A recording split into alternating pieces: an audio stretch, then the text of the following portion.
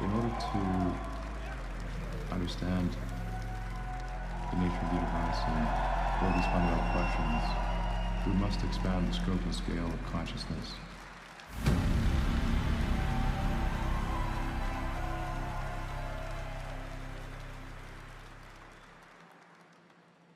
So it's been a while since the last company talk, and I'll try to do these now every 3 months after our earnings calls, which is when I'm allowed to talk about things, essentially, at this point. So we're going to start off just by going through the history of SpaceX from the beginning, and then to present day. I think once in a while it's good to look at the whole story and then think about, what do you want the next chapters to be in the story? What do you want the next book to be in this story? So we started off with a clear mission, which is to make life multiplanetary, to extend consciousness beyond Earth, to understand the universe. And you can only understand the universe if you go out there and you explore, and you see other planets and ultimately other star systems. And I think one of the most inspiring things that one could possibly imagine, one of the most inspiring futures one could imagine, is one when we're out there among the stars, and perhaps meeting alien civilizations, or exploring the ruins of civilizations that lasted 1 million years, but died out 10 million years ago. I think that's when I wake up in the morning and think about what is inspiring, because we need things in this world that are inspiring. Like, life cannot just be about solving one problem or after another. There have to be things that make you look forward to the future. And being a spacefaring civilization, I think, is the most interesting thing we could possibly do for the future. It is making Star Trek real. You know, it's, yeah.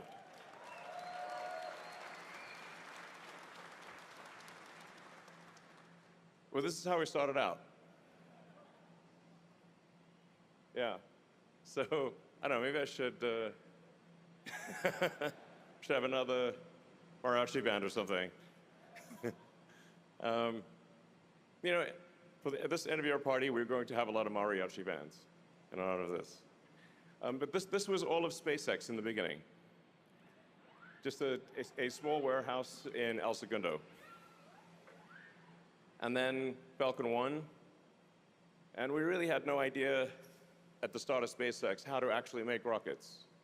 And obviously we blew up a rocket 3 times before finally reaching orbit.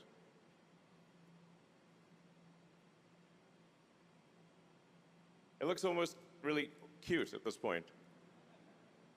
So. And then we went through the long effort of trying to land an orbital booster.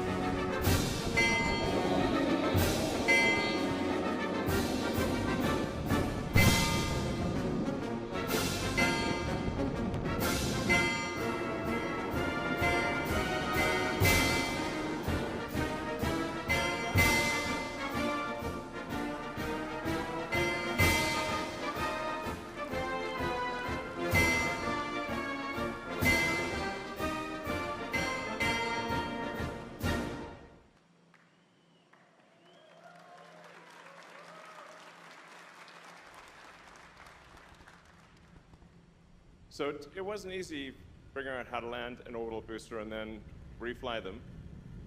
But then we got good at it after a while. Took many attempts from a very talented and dedicated team. And now we've got to the point where we take off and land and recover a booster every few days. By the way, is the noise behind me a little too loud? Can you guys hear me okay? Okay, all right. So I think it's always important to reflect upon the difficulty of achieving things, because when we were trying to land the booster, no one really believed that we could succeed. And I was told by so many experts in the aerospace industry that you're not going to succeed in doing this, and even if you do, no one's going to buy a rocket that was, a used rocket, essentially. Which really makes no sense because airplanes are reflown all the time, and frankly, I'd rather be on the 1,000th flight of an aircraft than its first flight. So we changed the nomenclature to flight-proven booster, which is true. So we managed to do Falcon Heavy, which is the most powerful rocket in the world before Starship, operational at least. Yep. And yeah, it's amazing to think that we've got our 700th flight coming up. So just a huge testament to the incredible work of the Falcon team and the launch team, manufacturing team. I would just like to give everyone a hand for doing such an amazing job.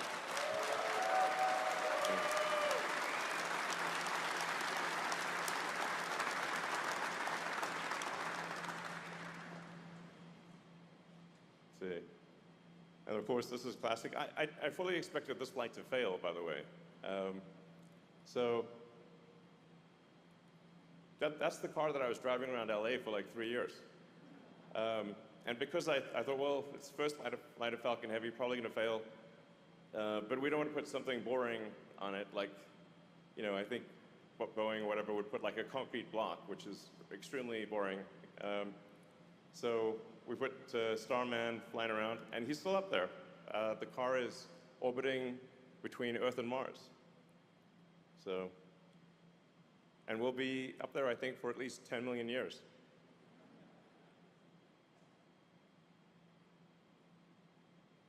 And then, of course, Dragon, first privately developed spacecraft to dock with the space station, and first commercial astronaut. We've now done many astronaut missions. I think it won't be long before we get past 100 astronauts to orbit and back. So Dragon has been an amazing vehicle. So we've flown 78 crew members to date, and it's been an epic success. So I'd like to say congrats also to the Dragon team. Excellent work.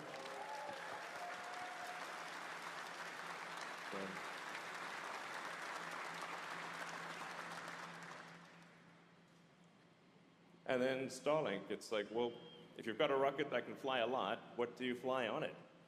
And so the Starlink team has built from nothing an entire global internet system, and it's the first high bandwidth global internet system ever to exist. And I actually think that down the road, it'll probably be, I think it'll probably do a majority of the internet. In fact, I think it might end up doing over 90% of all internet traffic on Starlink. So, which is really incredible to think. Yeah.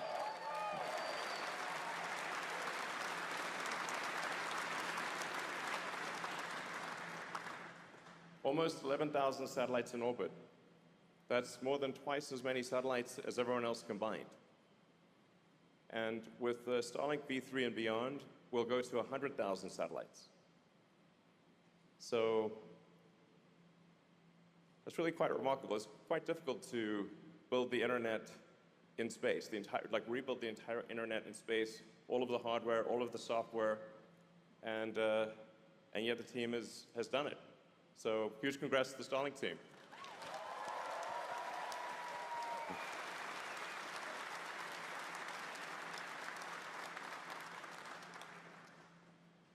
Yep, so we're now in 167 countries, 22 million mobile subscribers, 13 million high bandwidth subscribers, and like I said, expect these numbers to increase by more than a factor of 10 over time. And long term, probably in fact, Cloudflare just recently mentioned that based on the current growth, they think probably AI traffic will be 1,000 times more than human internet traffic in 5 years.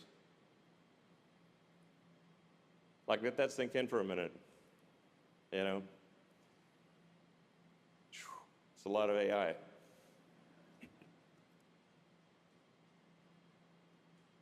And then we've got Starshield, which has become a vital part of national security. So it's limited. We can't say too much about Starshield for obvious reasons, because it's top secret and stuff. But the Starshield team has done amazing work, and it is now a vital part of America's national security. So congrats.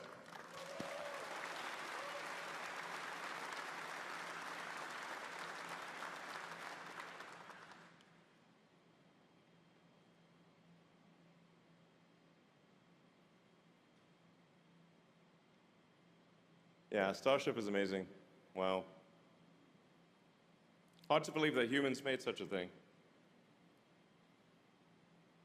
I think the future AI will look back and say, not bad for a bunch of humans. So, yeah, so Starship is obviously an incredible vehicle, and it's what will take us from roughly 2,500 tons to orbit per year to over 1 million tons to orbit per year, and I think maybe even to 10 million tons per year. These are mind-boggling numbers. But I'd say it's highly likely we do over 1 million tons a year to orbit with Starship, and probably close to 10 million, which is mind-boggling, obviously. But that's the kind of tonnage that you need in order to build a civilization on the moon, Mars, and beyond. If you can't deliver millions of tons to Earth orbit, you can't get the millions of tons that you need to the moon and Mars to make us a sustainably multi-planet species. So it's an incredible vehicle. Like I said, I think it's arguably the hardest thing that humanity's ever tried to do. And the Starship team has done an amazing job across the board with engines, avionics, structures, launch operations. So big hand for the Starship team.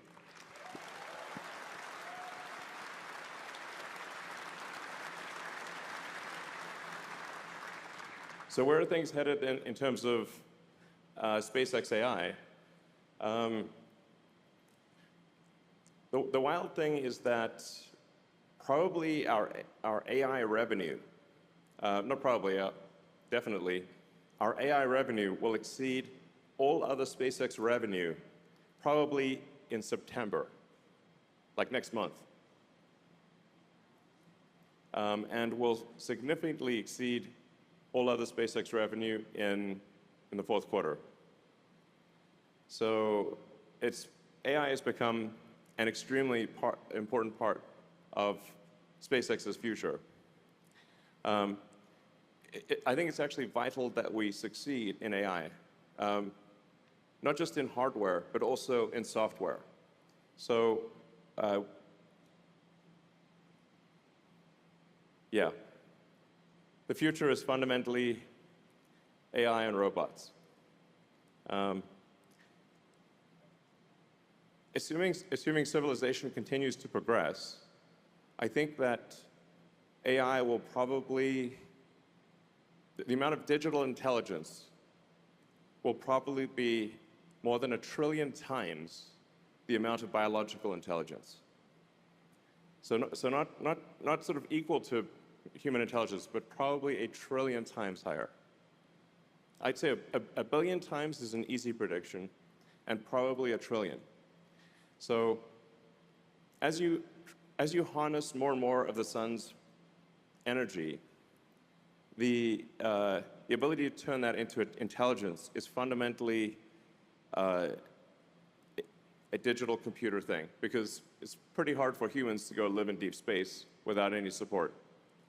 I mean, some of the math is interesting to think about, which is that if you increased civilizational energy usage, or the amount of energy that we have harnessed as a civilization, by a factor of 1 million, you would still be using much less than 1/millionth of the sun's energy.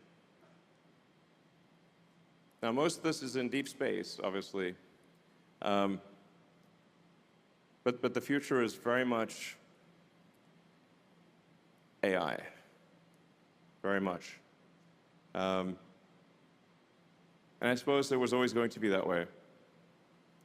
But it's important that we have an AI that cares about humanity, that fosters humanity and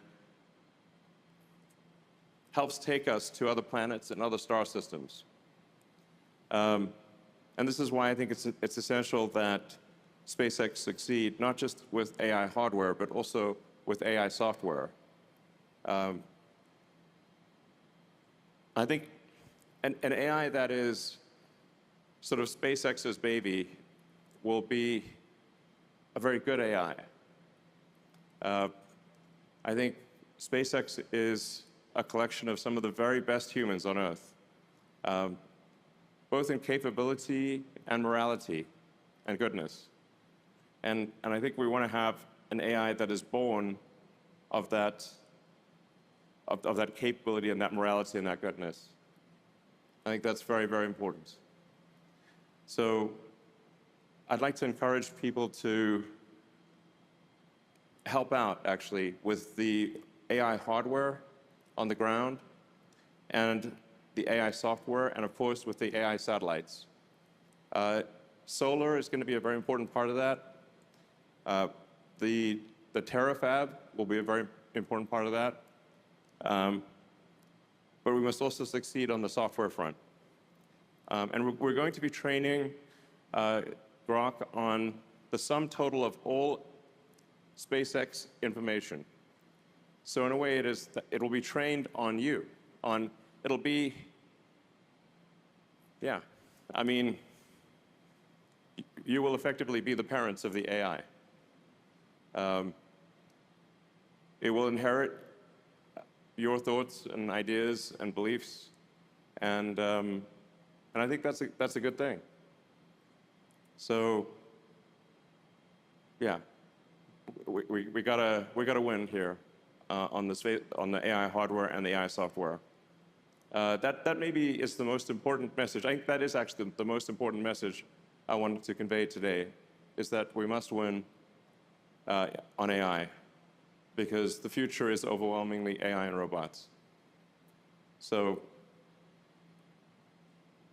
we won't ultimately be able to control the AI. It'll be too smart for that. But just like if you have a child that is a super genius child, you can still instill in that child the values and beliefs that you think are good and right. And so that's why it's incredibly important that we succeed with Grok. So, yeah, well, Grok 4.5 you've tried probably. We've got 4.6 coming out in about a week. And then 4.7 should be really pretty special. So I'd like to encourage everyone at SpaceX to use AI and to make it better. So.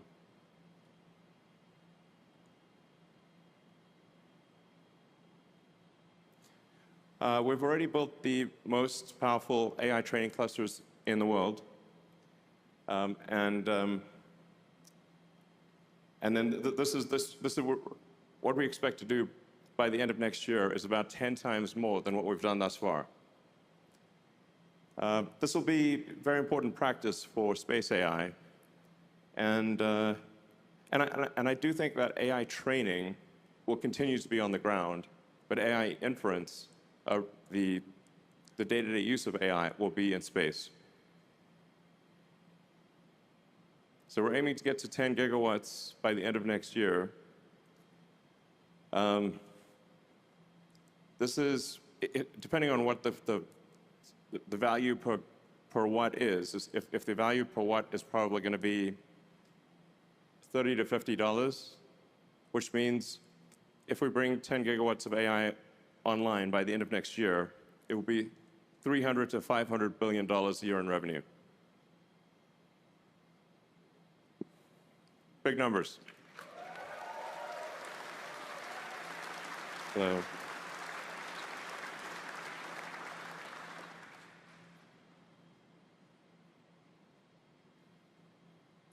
and sometimes I wonder, what is our purpose? And it could be that our purpose is, that the purpose of humanity is to give birth to a star mind, a sentient sun.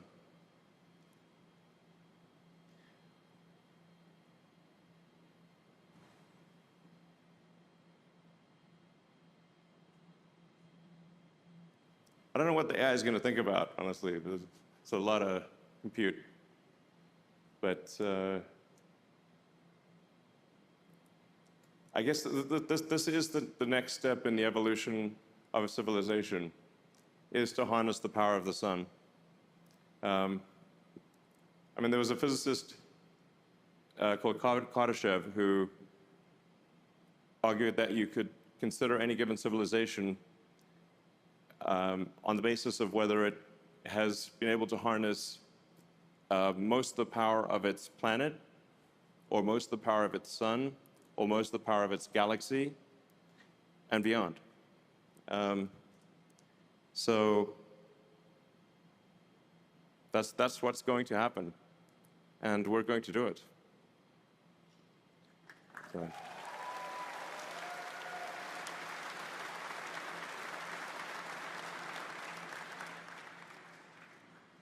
The factory for StarMind will be located nearby, adjacent to us, basically. They just come from space. It's amazing.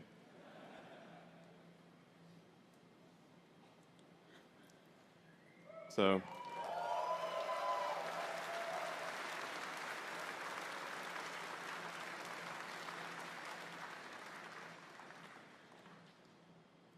But long term, not that far into the future, probably in 4 or 5 years, AI will be 99% of the value of SpaceX. I'd say 5 years for sure. AI will be 99% the value of SpaceX. And the value of SpaceX will be some astronomical number. So.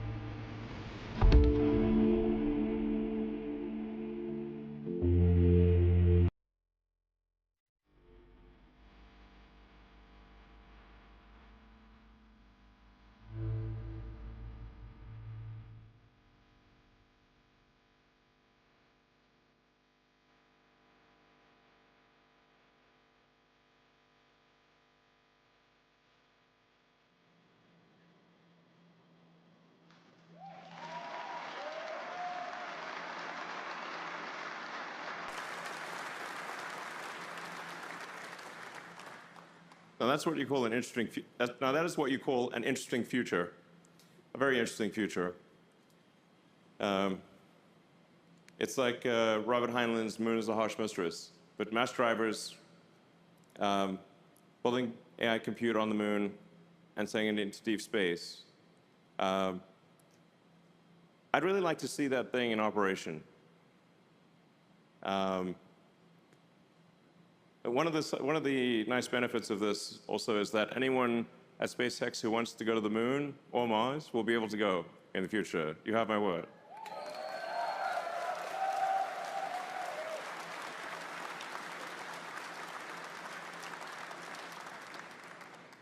It'd be pretty fun to have a party on the moon, you know, just jumping around, you know. So, yeah. It will be an incredibly exciting future where we're a spacefaring civilization and there are people on every part of our solar system and eventually going to other star systems. So I think this will happen. So, yeah, and you're going to make it happen. So thank you.